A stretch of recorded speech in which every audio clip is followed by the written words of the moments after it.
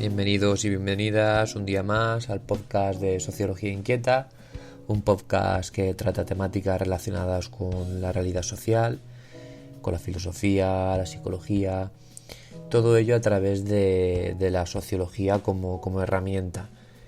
Y bueno, en el tema de hoy he decidido hablar de un concepto que me viene rondando, como es una temática más bien que he tocado estos últimos días, porque bueno, he escrito sobre ello en algunos medios en los que escribo periódicamente, como es la revista de política y sociología Al Descubierto. Y bueno, en Al Descubierto escribí un artículo sobre salud mental. En este caso no vamos a hablar concretamente de la salud mental, sino del concepto de autoexplotación, que sí que es verdad que posiblemente esté ligado a la salud mental. Y bueno, en primer lugar, cabe reflexionar que en el capitalismo actual, en el capitalismo neoliberal, parece que nosotros como sujetos sociales hemos interiorizado de una manera bastante drástica, digamos, pero progresiva a su vez, pero drástica en el sentido del contraste, ¿no? Del choque que genera que nosotros entendamos la sociedad de esta manera. Y bueno, en el podcast de hoy voy a hacer un poco como maestro de la sospecha, como, como hacían Karl Marx, como hacía Freud o como hacía Nietzsche en su época. Y voy a intentar contar un relato que muestra cómo la realidad social realmente se oculta y se oculta de manera intencionada. Para ver cómo se nos oculta la realidad social hoy en día y la autoexplotación que nos infligimos a nosotros mismos, debemos reflexionar profundamente sobre la meritocracia. Es decir, se nos vende el relato desde la cultura me refiero por ejemplo a las películas, la literatura, los programas de televisión, el contenido comunicativo en general, para que me entendáis. Se nos vende que si una persona se esfuerza en el sistema capitalista, lucha por sus sueños, sigue sus ideales, bueno, puede conseguir aquello que se llama en América el sueño americano, lograr triunfar en la vida. El triunfo hoy en día está considerado siempre y únicamente desde un punto de vista económico. No hablamos ni un triunfo espiritual, ni de un triunfo a lo mejor afectivo, relacional. Realmente el triunfo al que nos estamos refiriendo o el que la sociedad capitalista nos dice que es el triunfo verdadero es el triunfo económico.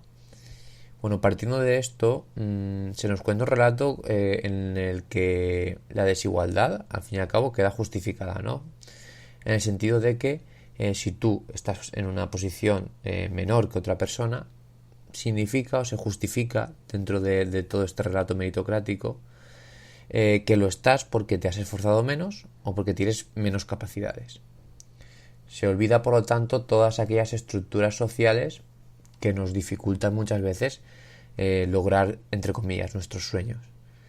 El género, el origen geográfico, la etnia a la que perteneces, la religión, sufrir una diversidad funcional, pertenecer a la clase obrera y no ser o no nacer en una clase media o clase alta o nacer en la familia real.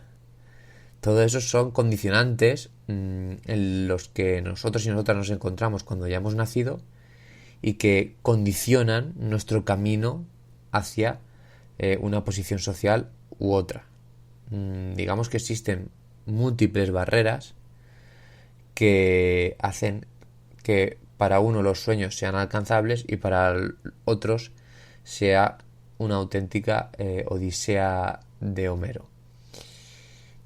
De todas formas, evidentemente quiero expresar también que el esfuerzo siempre es bueno, siempre hay que esforzarse e intentar lograr lo que uno se propone, pero basta ya de cubrir un relato que no es que no es real y que además la ciencia social lo comprueba. Cuando se hacen análisis de movilidad social, pues bueno, vemos que realmente la movilidad social en el capitalismo de hoy en día no es tan como nos cuentan, sino que es muchísimo menor, sino que realmente son excepciones las personas que acaban subiendo de clase, digamos, baja, o clase obrera, o clase trabajadora, a clase alta, o a la élite, son excepciones.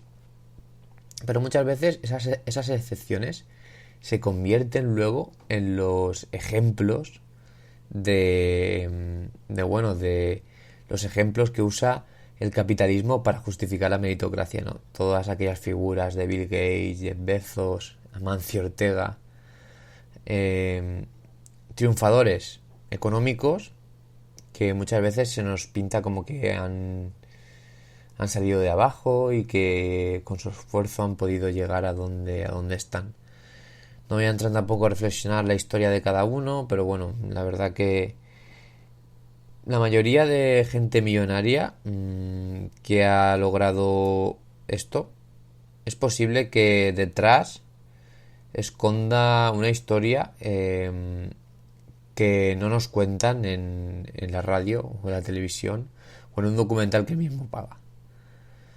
Pero bueno, partiendo de esto, digamos que es totalmente ilícito que una persona hoy en día, pues bueno, a través de su esfuerzo pueda acumular dinero y su trabajo.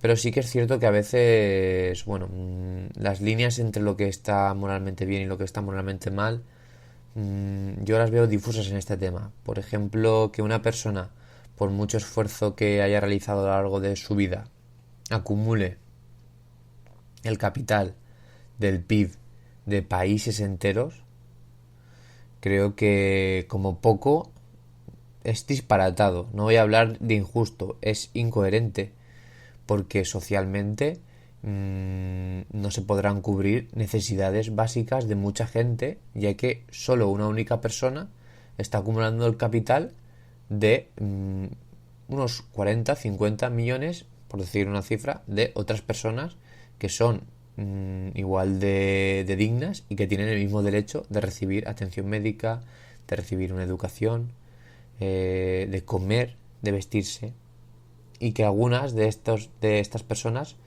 no pueden satisfacer estas necesidades. Entonces, bueno, creo que ese sería un primer paso, ¿no? El entender la meritocracia. ¿Vivimos una sociedad que realmente premia el mérito o hay otras cosas que premian? Bueno, yo creo que el esfuerzo es una variable muy, muy fuerte, evidentemente, pero creo que hay barreras en las que el esfuerzo choca como si fuera una tenue brisa. Y esas barreras son, como he dicho, variables que se estudian en la sociología, como el género, la etnia, la religión en la que procesas, sufrir, por ejemplo, tener una diversidad funcional, e incluso más variables que incluso se me pueden olvidar, pero que en general quiero que entendáis que son barreras sociales que hacen que una persona pues no pueda llegar a ciertas posiciones por mucho que se esfuerce, o lo tenga mucho más difícil que otras, mejor dicho, en esta carrera de la meritocracia. Todo esto hablando desde el sentido económico, porque yo creo que el triunfo no es económico. Pienso que una persona, por ejemplo, que triunfa de un punto de vista más personal o incluso en cualquier ámbito, pero que esa persona, digamos, encuentre una identidad sólida y se digamos, autocomplete, no sé si sería esa la palabra indicada, pero bueno, en general, y hablando de manera ya más coloquial, que sea feliz haciendo lo que hace y que se mejore a sí misma como persona en un proceso un poco también interior, pero que va ligado a las relaciones que tiene con los demás. Creo que quizá ese tipo de crecimiento personal, que creo que sería lo que quiero reflejar, es más importante que el crecimiento económico, la posición económica. Entonces, bueno, esta es la reflexión que yo me ha venido rondando, porque con el tema de la salud mental, pues bueno, vemos cómo está aumentando muchísimo la gente más joven, gente que estamos condenados a vivir en trabajos temporales, que tenemos problemas para independizarnos, que en general vivimos una época con unos ritmos de vida sociales mucho más acelerados, con una precariedad que se ha instalado como norma y bueno, la verdad que creo que la meritocracia para nosotros es poco más que un chiste, porque vemos que hay gente que se esfuerza muchísimo y no llega a lo que llega, y otra gente que tiene menos talento, que se esfuerza menos y llega a posiciones más altas. Eso quiere decir que el orden social no se guía por el mérito, sino que reproduce las desigualdades sociales a través de capitales como pueden ser capital cultural, capital social, capital relacional o el capital económico. Y bueno, ya para acabar, la verdad es que me gustaría reflexionar sobre el neoliberalismo, el capitalismo de hoy en día en el que vivimos, que yo creo que realmente necesita gente pobre que crea en la falsa idea de que si todos nos esforzamos, pues vamos a cumplir los sueños que nos propongamos. Es decir, si nos esforzamos vamos a ser todos los dueños de una gran empresa. Vamos a poder ser Bill Gates eso va a ser una oportunidad real. Pero luego cuando miras las estadísticas, evidentemente te das cuenta de que es más real que te caiga un rayo o que te toque la lotería. En general, y para acabar ya, pienso que la meritocracia es una fábula. Sin duda es una fábula y que es fomentada por el capitalismo, en este caso el capitalismo neoliberal, e implica además la sospecha de que nosotros, los trabajadores, los pobres, no hacemos lo suficiente para estar mejor. Y que cuando fracasamos, además, cuando la clase trabajadora fracasa, cuando alguien de clase trabajadora fracasa en su sueño, es culpa de él mismo, del individuo. Pero sin embargo, cuando triunfa, eso es gracias al capitalismo. Me hace bastante gracia eso.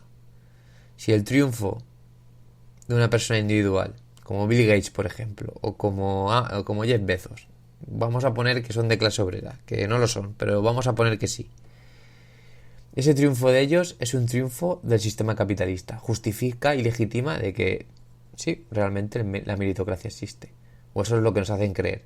Pero realmente todos los millones de personas que fracasan en sus sueños, que tienen incluso más talento que estas dos personas, esas personas, cuando fracasan, el fracaso solo se toma o se trata desde un punto de vista individual y recae en cada uno de ellos.